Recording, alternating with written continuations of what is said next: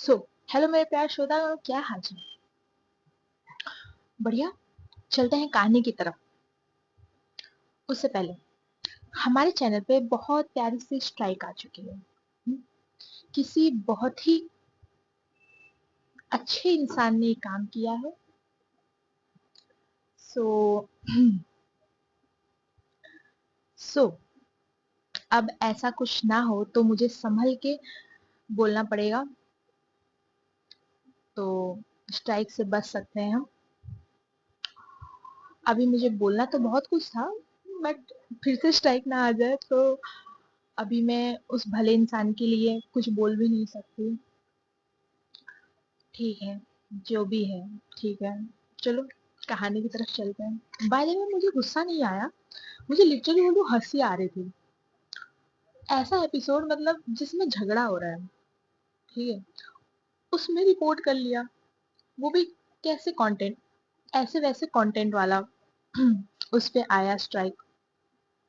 और मुझे लिटरली जब मैंने देखा ना तो मुझे हंसी आ गई। छोड़ो, कहानी की तरफ चलते हैं। सो लास्ट पार्ट में समारा और आस्था, इनकी शादी हो चुकी है। फाइनली गाइस, फाइनली ये दोनों साथ आ चुके हैं। तो शादी खत्म होते होते तक लगभग सुबह हो ही चुकी थी। और रात भर की शादी के बाद अब जब सुबह की हल्की रोशनी पड़ रही थी तो सब बहुत थक चुके थे। सब घर के अंदर आते हैं, जो भी दान दक्षिणा थी पंडित जी को देते हैं, और वो भी वहां से निकल जाता है। सब कुछ अब नॉर्मल हो गया था। ये सब अंदर आते हैं, पानी पीते हैं, चाय पीते हैं, पहले तो बात करते हैं एक दूसरे से। इसके बीच में आस्था समायरा ये दोनों शांत है।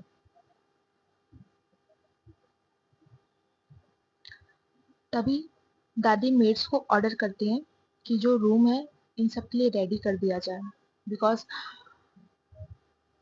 राम जी, शीतल जी, राघव, रागिनी ये सब भी थे। सो इनके हिसाब से इनके लिए भी रूम रेडी करना होगा। और दादी कहती है, सब लोग जाओ, तैयार हो जाओ, कुल देवी के दर्शन के लिए भी चलना है। और बेटा काव्या, आप भी तैयार हो जाओ, आप दोनों को भी कुल देवी के दर्शन करने जाना है। तुम लोग की शादी के बाद हमें याद ही नहीं रहा करवाना, पर अब आस्था और समारा इनके साथ तुम भी कर लेना। अनय एक बार काव्या को देखती है, फिर दादी के सामने देख के सर हाँ में हिला देती है। काव्या भी हाँ बोलती है दादी को।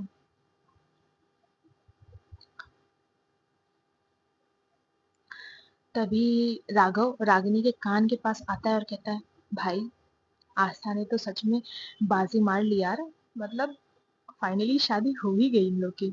रागिनी कहती है, तो फिर आस्था है नाम उसका, ऐसे हार जाए ना जी ना। अब देखना, अब असली मजे तो अब आएंगे यार। राघव कहता है, क्यों, क्या कांड करने वाले हैं। रागिनी कहती है, देख, समायरा को तो तू जानता ही है, ये इतनी जल्दी तो मतलब चीजें आगे बढ़ाएंगी नहीं, तो हमें ही कुछ ना कुछ करना होगा। समझ रहा है मैं क्या कहना चाहती हूँ। राघव जब रागिनी की वो स्मर्क वाली हंसी देखता है और कहता है, समझ गया पार्टनर। फिर ये सब चले जाते हैं अपने अपने रूम में रेडी होने के लिए, क्योंकि इन्हें निकलना भी था नाश्ता करने के बाद। समारा के रूम में अभी आस्था और समारा को दोनों को अलग अलग रखा था। समारा अकेले खड़ी थी। वो फ्रेश होके आ चुकी थी, रेडी हो चुकी थी, व्हाइट शर्ट डाली थी उसने, स्लीव्स फोल्ड करके रखे थे, वॉच पहन के रखी थी। मिरर के सामने वो रुक जाती है, खुद को देखती है। इस वक्त जो कामनेस उसके फेस में था और आंखों में एक सुकून, वो अलग दिख रहा था। और जो राहत की उसने सांस ली थी, और खुद को वो देखती है अपने रिफ्लेक्शन को मिरर में, और धीरे से कहती है, अब वो मेरी जिंदगी का हिस्सा है। आंखों में उसकी सॉफ्टनेस बहुत ज्यादा थी समारा की। उसकी आंखों में एक भी एक भी आंसू आने नहीं दूंगी। जितनी खुशियां दे सकती हूँ सब दूंगी। वो एक डीप ब्रेथ लेती है और नीचे चली जाती है। वहीं दूसरी तरफ आस्था, आस्था के रूम में आस्था बेड पे बैठी हुई थी। उसने 10 मिनट तक कुछ नहीं किया, बस पॉज लेकर आंखें बंद रखी थी। वो सब याद कर रही थी जो भी हुआ था। एक लम्हा होता है ना, आप जिससे बहुत प्यार करते हो, बहुत प्यार, फाइनली वो आपका हो गया होता है। उस लम्हे में आप खुद को शांत करते हो पहले, और खुद को दिलासा देते हो, हाँ अब वो आपका है। वही आस्था कर रही थी। आस्था खुद से कहती, भरोसा नहीं हो रहा, बिल्कुल भरोसा नहीं हो रहा। सैम अब मेरी है। अब हम दोनों हमेशा के लिए साथ रह सकते हैं।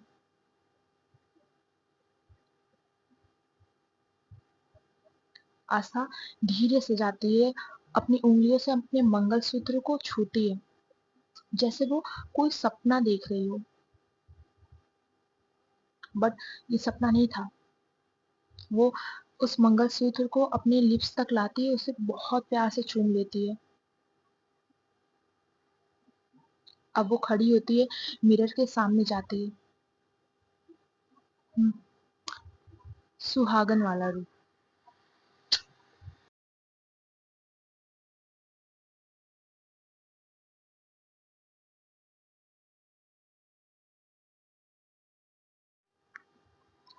आस्था अब पूरी हो चुकी थी। अपनी मांग में सिंदूर देखती है और हल्के से मुस्कुराती है और कहती है, अब मैं आपकी हो चुकी हूँ सैम। और जो सुकून इस वक्त आस्था की आंखों में था, भाई साहब, जो ग्लो दे रहा था उसके फेस को, अब हमें कोई कोई अलग नहीं कर सकता। सैम, मैं आपकी हूँ, आप मेरी हो, और ये रिश्ता। ये कहने के बाद आस्था जाती है चेंजिंग रूम में, चेंज कर लेती है। यहाँ नीचे आन्या, समायरा, राघव, रागनी, सब, राम जी, शीतल जी, दादी, सब रेडी होके आ चुके थे। ब्रेकफास्ट करके इन सबको निकलना था। बट काव्या और आस्था, इन दोनों को थोड़ा सा समय लग रहा था आने में। नाउ काव्या उतरती है, येलो कलर की साड़ी, बाल खुले हुए थे और इतना गॉर्जियस फिगर। ऊपर से उसके फेस पे था कि वो चंचल थी बहुत। तो जो उसका चार्म है ना, वो अलग लेवल का दिखता था। वो नीचे उतर रहे थे और जस्ट उसके बगल में थी आस्था। और दूसरी तरफ आस्था, जिसने लाइट पिंक कलर की साड़ी पहनी थी, बाल खुले हुए थे, हाथों में चूड़ा था, मांग में सिंदूर और मंगलसूत्र। उफ, इमेजिन कर पा रहे हो कितनी ब्यूटीफुल लग रही होगी वो। और उसके फेस में एक स्माइल जो बहुत प्रीसियस थी। वो दोनों नीचे आ रहे थे और राघव पहले समारा को देखता है, फिर आस्था को देखता है और रागिनी से कहता है बहुत धीरे से, भाई ये दोनों कपल लगते ही नहीं। रागिनी कहती है, हाँ सही कह रहा है भाई, एक साइड कॉर्पोरेट मीटिंग वाली लग रही है और एक शादी एल्बम। और ये दोनों ताली मार के जो हंसते हैं। अन्या जो इनके बगल में बैठी थी, वो कहती है, तुमने कुछ कहा? राघव जब उसकी ऐसी आवाज सुनता है और उसका लुक देखता है, कहता है, नहीं नहीं, हाँ हमने कुछ नहीं कहा, आप खाइए। बिकॉज अन्य का लुक, जैसे सीईओ, इस टेबल पे भी वो ऐसे ही बैठी थी, ना कोई हंस रही थी ना कुछ, शोक सभा। यहाँ आती है, काव्या आती है, अन्ना के जस्ट बगल में बैठ जाती है, और आस्था, आस्था आती है, समारा को एक बार देखती है और टेबल पे बैठ जाती है, चेयर पे, और आस्था खुद कहती है, आप अच्छी लग रही हो। और समारा थोड़ा सा ऑकवर्ड होती है और कहती है, हाँ, तुम भी। आस्था थोड़ा सा टीज करते हुए कहती है, सिर्फ अच्छी। यहाँ राघव कहता है, समारा दी, आप तारीफ कर सकते हो बिना शर्माए हुए, बिकॉज आई थिंक वो डिपार्टमेंट आस्था का है। और रागिनी उसका हाथ पकड़ती है और धीरे से कहती, भाई चुप हो जा, मरना वरना है क्या? हाँ, तुझे पता नहीं है, समारा दी सिर्फ आस्था के लिए ही अच्छी है। तेरी लंका तो वो बाद में लगाएंगी, बिकॉज समायरा ने उसे घूर के देखा था राघव को। राघव चुपचाप अपनी प्लेट में देखने लगता है और कहता है, अरे मैं तो मजाक कर रहा था। आप शर्माओ, अच्छे से शर्माओ, शर्माना चाहिए भी, अभी नई नई शादी हुई है, आप नहीं शर्माओगे तो क्या मैं शर्माऊंगा? फिर से समायरा जो उसे घूर के देखती है। अब राघव कुछ नहीं बोल पाता इसके आगे। और दादी जैसे अपने पूरे परिवार को देख रही थी, फिर आस्था और काव्या को, जैसे वो मणिबन इन सबकी बलाइयां उतार रही थी, और कहते हैं, अब घर घर लग रहा है, जैसे खुशियां वापस आ गई हो, इतने सालों का सूनापन कम हो गया है। पर यहाँ समायरा, जब उसने आस्था को ना, मतलब साड़ी में, सिंदूर, मंगलसूत्र में, जब ये सब में देखा ना उतरते हुए, वो लिटरली रुक जाती है। उस पल उसकी आंखें फैल चुकी थी, सांसें एक सेकंड के लिए अटक जाती हैं, और वो खुद से कहती है, क्या ये उसकी आस्था है? वो छोटी सी लड़की जो उसके पीछे पीछे घूमती थी, अब उसके सामने एक पूरी औरत बन के खड़ी थी, मिच्योर, कॉन्फिडेंट, ब्यूटीफुल।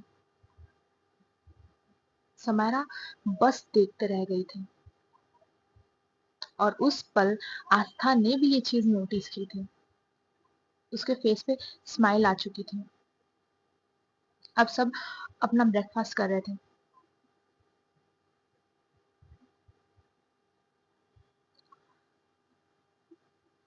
ब्रेकफास्ट के बीच में आस्था धीरे से अपना हाथ ले जाती है और समायरा के जस्ट लैप में टच करती है।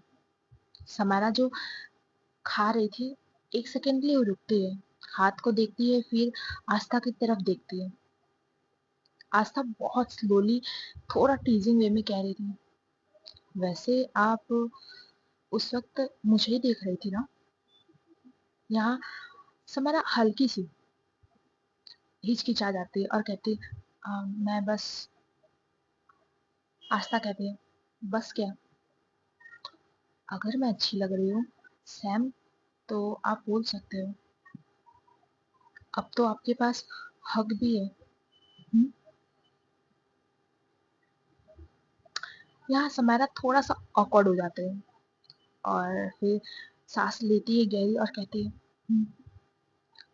बहुत अच्छी लग रही है। आस्था फिर थोड़ा सा करीब आती है और कहती है, सिर्फ अच्छी, इस बार भी सिर्फ अच्छी।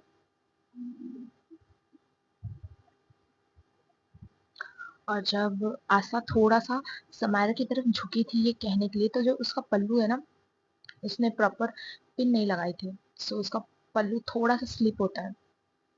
पर समायरा समायरा जो आस्था को देख रही थी, उसके गिरने से पहले पल्लू बीच में समायरा पकड़ लेती है और उसे अच्छे से लगाती है, उसके पल्लू को सही करती है। आस्था के फेस में एक सॉफ्ट सी स्माइल आ जाती है।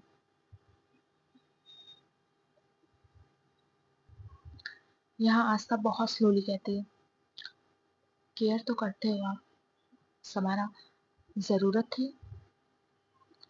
आशा कहती है, मुझे भी है आपकी। यहाँ समारा चुप हो जाती है। और यहाँ काव्या और आन्या, काव्या को सच में इतना ज्यादा गुस्सा आ रहा था कि आन्या सुकून से खा कैसे ले रही है, इसे खाना पच कैसे रहा है। बिकॉज शादी के दौरान काव्या को ज्यादा मौका नहीं मिला था आन्या को परेशान करने का, तो उसके दिमाग में कुछ ना कुछ खुराफाती चल रहा था। अब वो सोच रही थी, क्या करूं इस लड़की को परेशान करने के लिए। तब वो देखती है और जूस लेने के लिए अपना हाथ आगे बढ़ाती है, और उसके हाथ से जो ग्लास था पानी का आन्या के, वो गिर जाता है आन्या के ऊपर। और आन्या झटके से खड़ी होती है और कहती है, क्या कर रही हो तुम? हाँ, देख के नहीं कर सकती हो? और वहीं दादी, आन्या चुप हो जाओ। हाँ, गलती से हुआ है ना उससे, चिल्ला क्यों रही हो तुम? आन्या जब सबको देखती है, सब उसकी तरफ देख रहा है, तो वो एकदम चुप हो जाती है और कहती है, दादी वो जस्ट, दादी कहती है, जस्ट क्या जस्ट? हम्म, ऐसे बात करते हैं? बात करना अब मैं तुम्हें सिखाऊं? काव्या कहती, दादी उनकी गलती नहीं है, वो ना हमसे ही गिर गया था, हम सॉरी बोलते हैं। दादी कहती, कोई जरूरत नहीं है बहू तुम्हें सॉरी बोलने की, ये है ही ऐसी। ठीक है, गिर गया, इतना चिल्लाने की क्या जरूरत है, आराम से भी तो बात कर सकती हो।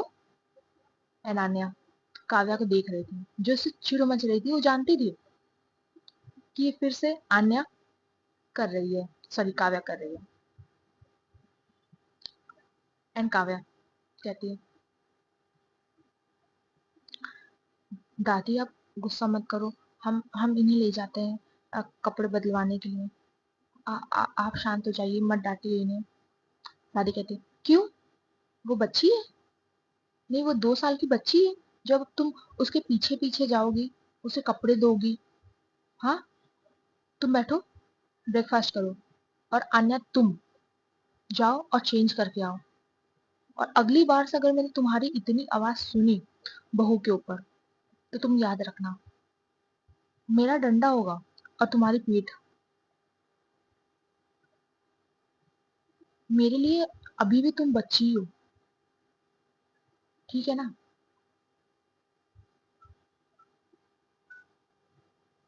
और अब जाओ ऊपर, कपड़े बदलो और नीचे आओ, हमें लेट हो रहा है मंदिर के लिए।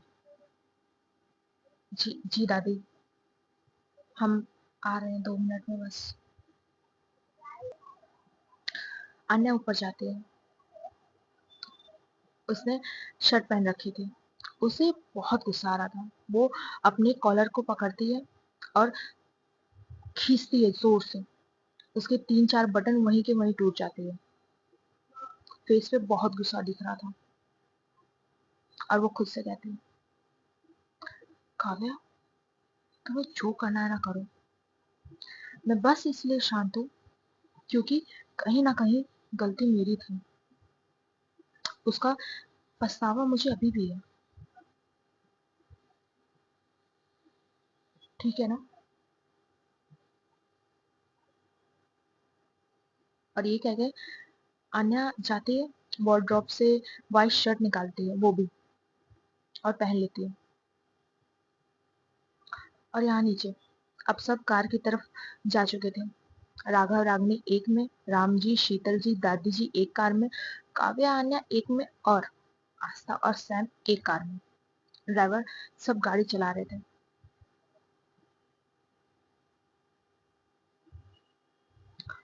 यहाँ समारा बैठी थी पीछे वाली सीट पे, ड्राइवर कार चला रहा था, और आस्था थोड़ा सा करीब आती है समारा के, और स्लोली अपना सर समारा के शोल्डर पे रख देती है।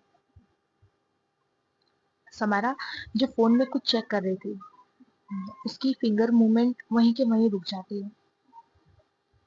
इस वक्त आशा से एक सॉफ्ट सी स्मेल आ रही थी।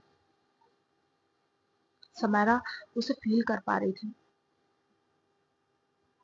आस्था ने अपना एक हाथ समारा के हाथ के ऊपर रखा। आस्था आंखें बंद कर लेती है। 5 मिनट कुछ बीता होगा। आस्था बहुत ही सॉफ्टली और सीधा कहती है, सैम, अब आप पीछे हट नहीं सकते। समारा जो अपने फोन में देख रही थी, पर उसका पूरा ध्यान सिर्फ आस्था पे था, और वो बहुत शार्प शब्द में कहती है, बिना कुछ सोचे, हटना भी नहीं, जीवन भर के लिए हाथ थामा है, अब पकड़ के रखूंगी। आस्था के लिप्स में एक हल्की स्माइल आ जाती है, और जो पकड़ थी उसकी हाथ की समारा के हाथों में वो थोड़ी सी मजबूत हो जाती है। यहाँ समारा का ग्रिप भी थोड़ा सा टाइट होता है। अब गाड़ियां इनकी रुकती हैं मंदिर के पास। फूलों की खुशबू, घंटे की आवाज और सुबह की ठंडी हवा। ये लोग भी बहुत जल्दी आ चुके थे। लगभग वही 7 साढ़े 7 बज रहे होंगे। तो ज्यादा लोग भी नहीं थे यहाँ पे, और कुल देवी का मंदिर था इनके। वहां पंडित जी, ये सब जाते हैं ऊपर। पंडित जी प्रणाम करते हैं, सब मिलकर उनका आशीर्वाद लेते हैं। अब समारा आस्था एक साइड, आन्या काव्या दूसरी साइड, ये सब भी बैठ जाते हैं और पूजा शुरू हो जाती है। मंत्र पढ़े जाते हैं और आरती होती है। इसके बाद सब प्रसाद खाते हैं, और यहाँ सब बातें कर रहे थे और बस निकलने वाले थे। तभी समारा जो एक कॉल लेने आई थी बाहर मंदिर के, उसका कॉल कटता है। वो पीछे पलटती है अंदर जाने के लिए। तभी पीछे आन्या, वो कहती है, समारा। समारा उसकी तरफ पलटती है। तब से आन्या से बात नहीं हुई, जब से वो आस्था को ले गई थी। आन्या कहती,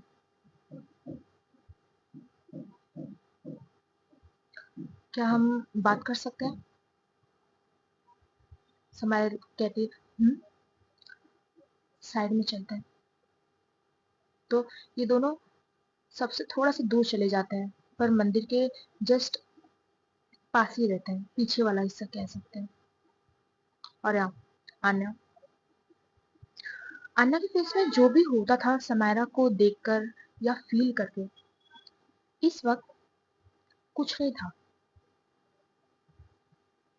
और ये सब उसी पल आन्या ने अपने दिल से निकाल दिया था, जिस पल उसे पता चला था उसकी बहन आस्था समायरा से प्यार करती है।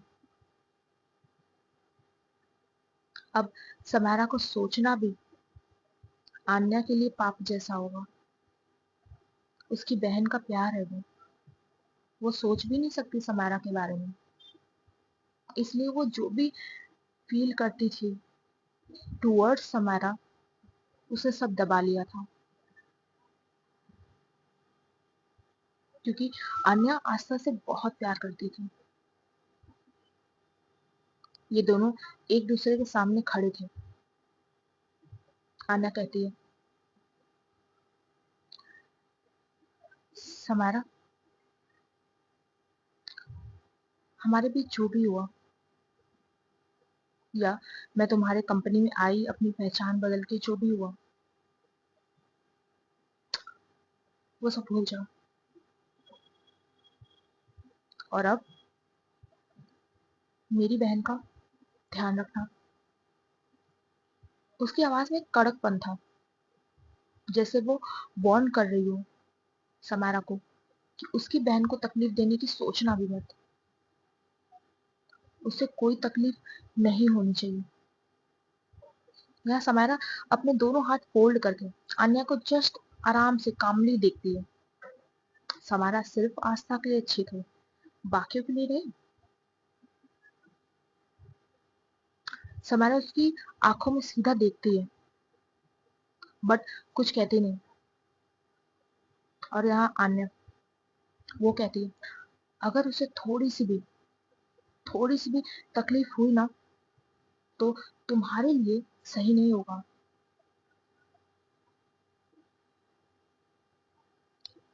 आन्या को पता था समारा आस्था से प्यार नहीं करती। शायद इसी बात का डर था आन्या को, कि उसकी बहन को आगे जाके कोई तकलीफ ना हो। बट समारा समारा का फेस में जो स्मक आता है इस वक्त, बिल्कुल अलग था। जैसे वो समारा के आस्था के साथ रहती थी, और इस वक्त समारा अलग ही लग रही थी।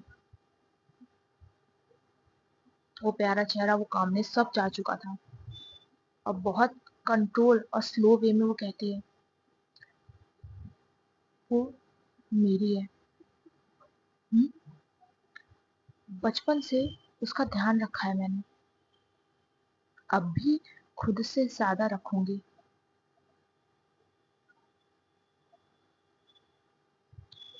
अब समारा क्या कि थोड़ी सी शार्प हो जाती है, और वो एक टॉन्ट मारते हुए कहती है,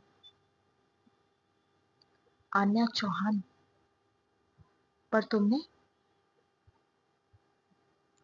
फोर्सफुली शादी करके किसी की जिंदगी बर्बाद कर दी। और देखो, हुँ? तुम्हारे अंदर इतनी गट्स है कि तुम मुझे ज्ञान दे रही हो। आन्या वहीं के वहीं फ्रीज हो जाती है। आन्या के पास कोई शब्द नहीं थे, बिकॉज उसने ये किया था।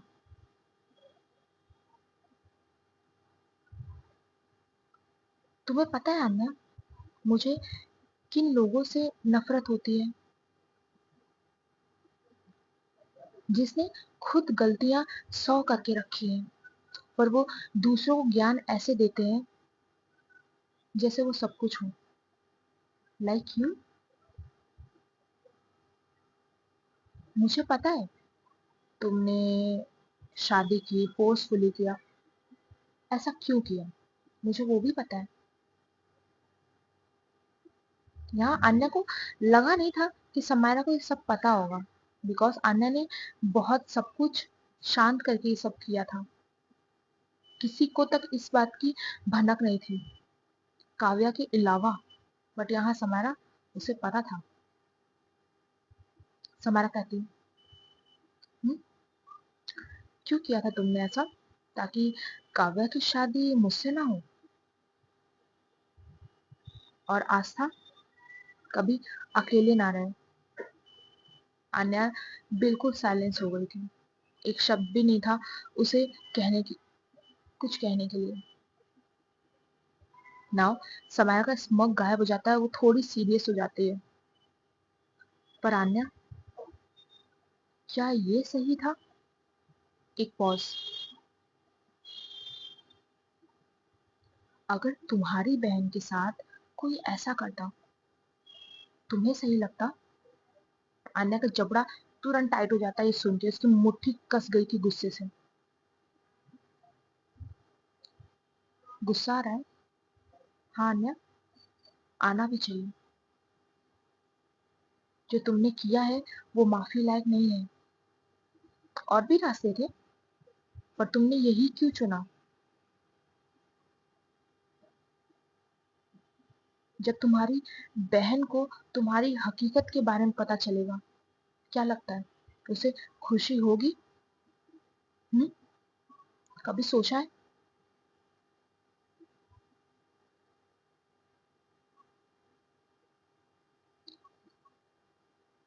समाना एक सांस लेती है और कहती है, देखो, जो हो गया। मुझे ये बात आगे बढ़ानी नहीं है। पर आन्या चौहान, नाव। समारा अपने दोनों हाथ उसके शोल्डर पे रखती है और आंखों में आंखें डाल के कहती है। उसकी पकड़ थोड़ी मजबूत थी, पर अब काव्या तुम्हारी जिम्मेदारी है। उसका ध्यान तुम्हें रखना होगा।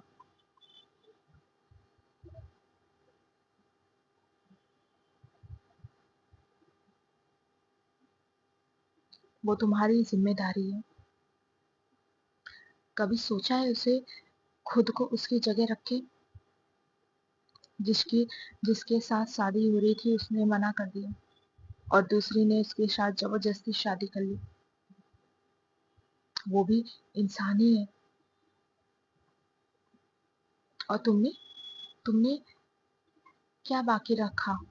उसके माँ बाप भी उससे दूर कर दिए।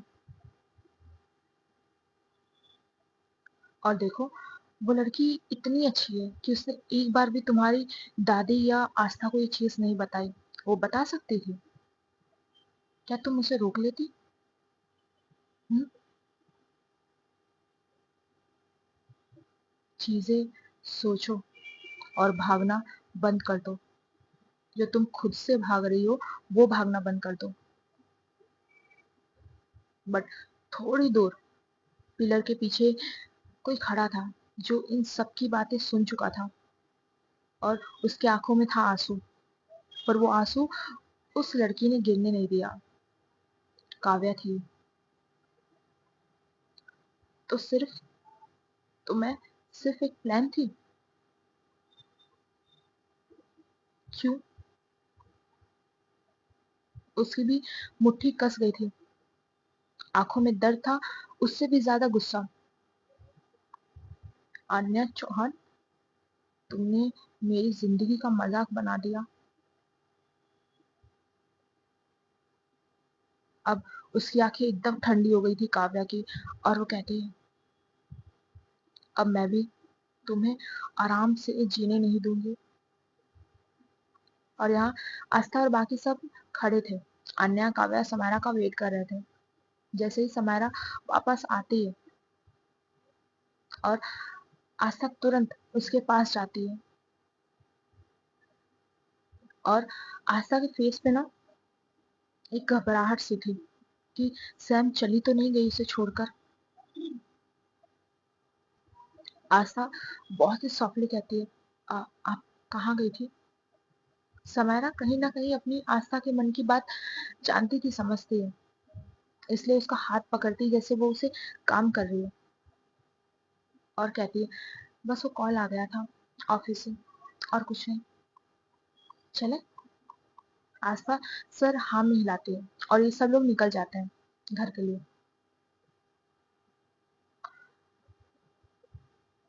आस्था और समारा को अभी भी अलग अलग रूम में रखा था। रसम वसम बाकी थी, वो सब भी करनी थी। और यहाँ दूसरी तरफ काव्या रूम में जाती है और बहुत जोर से दरवाजा बंद करती है और बहुत तेज थड की आवाज आती है। आन्या जो पीछे पीछे आ रही थी, वो भी जब ऐसी आवाज सुनती है तो एक पल के लिए कांप जाती है वो भी। फिर दरवाजा खोलती ही अंदर आती है। काव्या पीछे मुड़ती है। उसकी आंखें लाल थी, आंसुओं से भरी। जैसे इस पूरे रास्ते के बीच में उसने अपना गुस्सा कैसे शांत रखा है, सिर्फ काव्या को पता था। और आवाज जैसे आग लगा रही हो, इतना गुस्सा। अन्या कुछ समझ पाती उससे पहले काव्या उसका कॉलर पकड़ती है और अपनी तरफ खींचती है। बहुत टाइट उसने कॉलर पकड़ रखी थी। काव्या कम नहीं थी। और उसके इतना जोर से खींचने से उसकी अन्या की शर्ट की पहली वाली बटन टूट जाती है। अन्या और काव्या दोनों की हाइट सेम थी, तो इन दोनों की आंखें एक दूसरे से डायरेक्ट मिल रही थी। काव्या बहुत गुस्से में कहती है, अन्या चौहान, क्या मिला तुम्हें? अन्या समझ नहीं पाती कि काव्या कहना क्या चाहती है, बट वो काव्या को रोकती भी नहीं है। जो भी गुस्सा था काव्या निकाल रही थी। अन्या कहती है, क्या हुआ? उसकी आवाज फर्स्ट टाइम काव्या के सामने स्लो थी। रास्ते भर उसने समारा की हर एक बात सुनी, समझी, और वो जान चुकी थी कि वो गलत है। पर जब से समायरा और आस्था की शादी हो चुकी थी, इट मीन्स अब उन दोनों को कोई अलग नहीं कर सकता।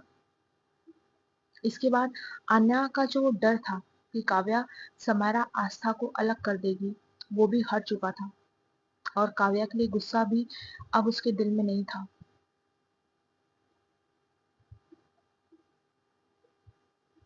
काव्या कहती, सब सुन लिया है मैंने। "हम्म,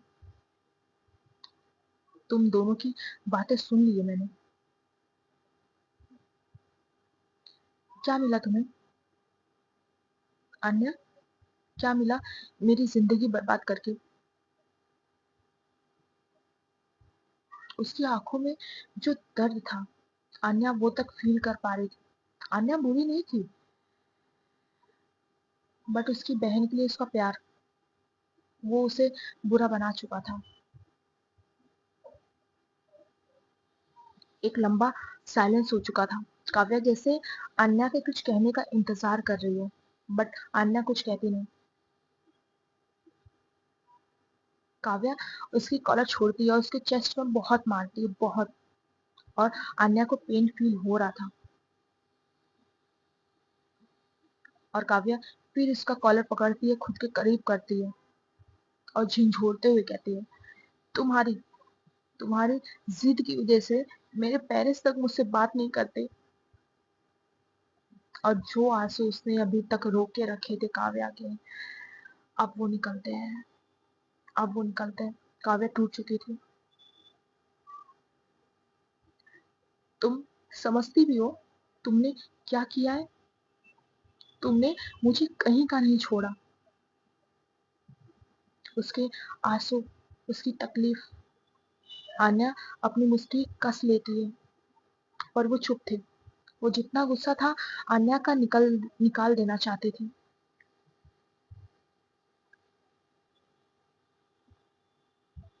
आन्या धीरे से कहती है, बिकॉज आन्या को बर्दाश्त नहीं हो रहे थे काव्या के वो आंसू देखकर। उसे सच में अपने दिल में दर्द फील हो रहा था, पेन फील हो रहा था, जैसे आन्या को सांस लेने में तकलीफ हो रही हो। मुझे पता है मैं गलत थी, पर ये सुन के काव्या की जैसे एक हंसी होती है ना, एक कड़वी हंसी, वो आती है। और वो कहती है, गलत था, बस इतना ही। हम्म, तुमने मेरी जिंदगी का फैसला कर दिया। क्या तुमने मुझसे पूछा तक नहीं? मैं क्या कोई चीज थी या डील थी? हाँ अन्या, बोलो।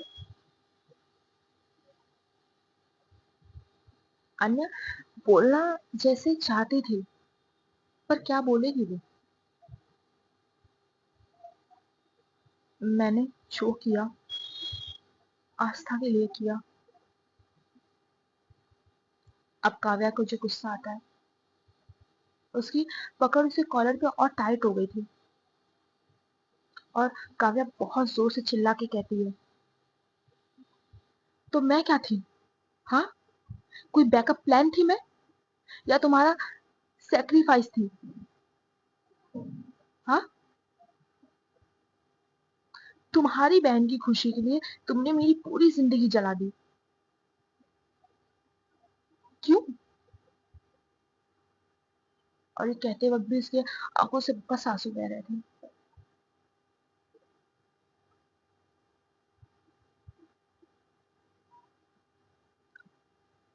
आन्या इसके बाद कुछ कह नहीं पाती, अपनी नजरें झुका लेती है। बहुत कम सिचुएशन थे जहां आन्या ने सर झुकाया था, अपनी दादी के सामने। और काव्या वो दूसरी पर्सन थी जिसके सामने उसने आज सर झुकाया था। उसकी नजरें झुकी हुई देखकर काव्या ने उसके कॉलर से अपना हाथ हटा लिया। आंसू बस गिर रहे थे। अब जैसे उसका गुस्सा गायब हो गया हो, सिर्फ दर्द था उसकी आवाज में। मैं भी मैं भी किसी की बेटी हूँ आन्या, मेरे भी पेरेंट्स हैं। तुम्हें पता है, अब वो मुझसे बात तक नहीं करते हैं। क्यों? क्योंकि मैंने तुमसे शादी कर ली। एक जबरदस्ती का रिश्ता निभा रही हूँ मैं।